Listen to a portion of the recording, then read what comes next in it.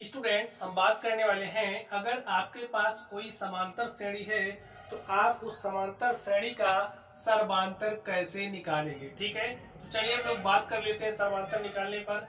आप लोग ध्यान से देखिए, यहाँ पर ये जो श्रेणियां आप देख रहे हो, ये जो पैटर्न आप देख रहे हो, ये क्या है? ये समांतर श्रेणी है। ठीक है, समांतर श्रेणी एक ऐसी श्रेणी होती है जैसे आप अगर इसके और इसके बीच का अंतर निकालोगे तो आपके पास समान आएगा। ठीक है, वही हमारा सर्वांतर कहलाता है और हमें उसी सर्वांतर को निकालना है। और स्टूडेंट, जो हमारा सर्वांतर होता है उसको डी से दिखाते हैं। अब जैसे ये जो समांतर श्रेणी, इसके लिए आपको सर्वांतर निकालना, कैसे निकालोगे?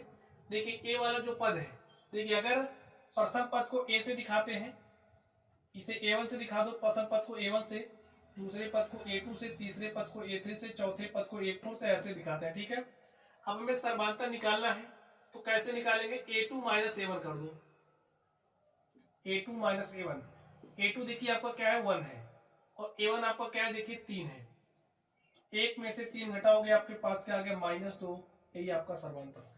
आपकी इच्छा नहीं है यहां से निकालने की तो आप इसमें से इसको घटा के निकाल सकते हो। देखिए देखिए कैसे निकलेगा, आप इसमें से इसको घटाइए, -1 है और माइनस करना है इस वाले पद को, a3 माइनस a2 करोगे तब भी आपको क्या मिलेगा, सर्वांतर। ठीक है, देख लो, -1 -1 -2 हो गया, जो यहाँ आया वही यहाँ आया। ठीक है, अब इसमें से इसको घटाओगे स्टूडेंट तब भी आपके पास आना वही है। तो सर्वांतर ऐसे निकालते हैं। ठीक है, चलिए निकाल लिया।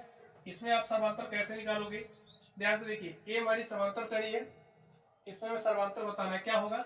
ध्यान से देखिए, सर्वांतर को डी से दिखाते हैं, डी इज इक्वल टू क्या होगा, दिस माइनस दिस, -1 लिखिए, माइनस लगाइए, किसको माइनस करना, -5 को कर दो। देखिए यहाँ पर माइनस माइनस को अंदर भेजा, माइनस माइनस हो गया प्लस, -1 + 5 तो क्या हो गया, +4। ये हमारा आंसर हो गया। यहाँ से घटा लेते, 7 में से 3 घटा लेते 4 आता, तो सर्वांतर आराम से निकल जाएगा। ठीक है, चलिए इसका सर्वांतर निकालिए, देखिए क्या हो जाएगा, डी दिस माइनस दिस कर दीजिए, या फिर दिस माइनस दिस कर दीजिए, या फिर दिस माइनस दिस कर दीजिए, आपको सर्वांतर मिल जाएगा। चलिए यहाँ से निकालते हैं। चलिए 13/3 में से इसके पहले वाला पद घटा दो, ये क्या मिलेगा, हर समान है तो अंशों को घटाइए, 13 में से 9 घटा, आ गया 4/3, यही हमारा आंसर हो गया। ठीक है, चलिए इसका सर्वांतर निकालिए, देखिए क्या हो जाएगा, इसमें से इसको घटाइए, या फिर इसमें से इसको घटाइए, या फिर इसमें से इसको घटाइए, जो भी मर्जी कर लो।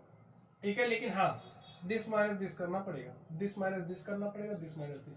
तो चलिए हमने यहाँ पर लिया 2.8 में से हमने घटा दिया 1.7।